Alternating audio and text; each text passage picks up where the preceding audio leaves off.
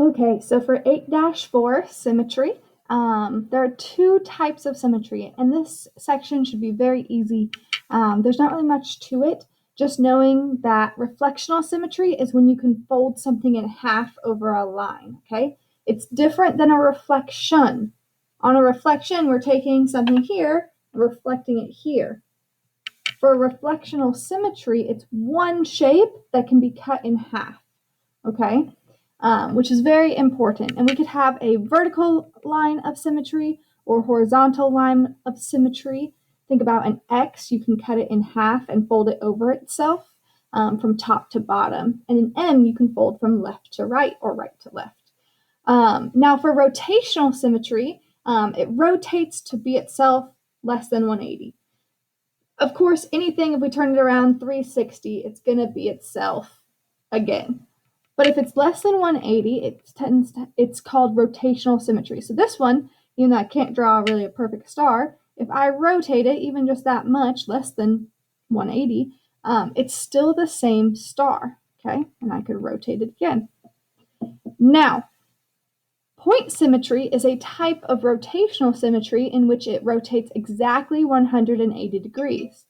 Now, this is if you take the shape or the letter and flip it entirely upside down, we can see that that's still an S, right? Now, ignore the fact that I didn't draw it perfectly. It's the same shape upside down.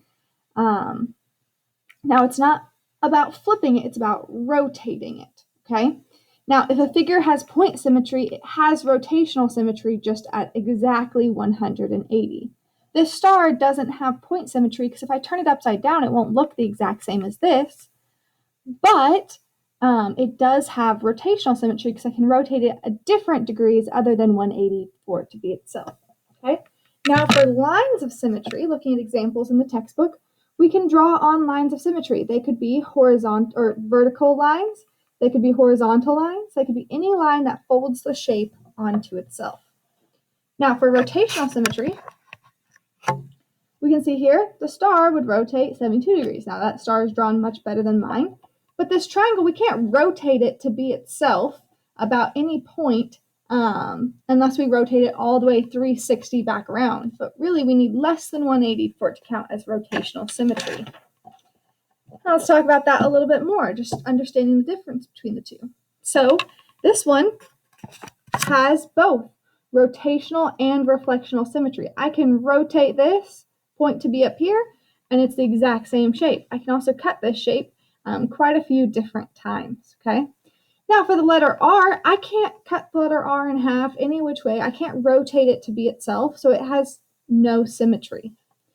The letter M has reflectional symmetry. I can cut it in half, but it only has one line. I can't cut it in half horizontally. I can only cut it in half vertically, okay? And the letter S, it doesn't have reflectional symmetry at all. It only has rotational symmetry. I can rotate it to be itself. That's a very important distinction here that I hope you strive to understand. The Math Excel is pretty straightforward on this, just identifying what reflectional and rotational symmetry has throughout the alphabet and shapes. So that's what 8-4 symmetry is all about.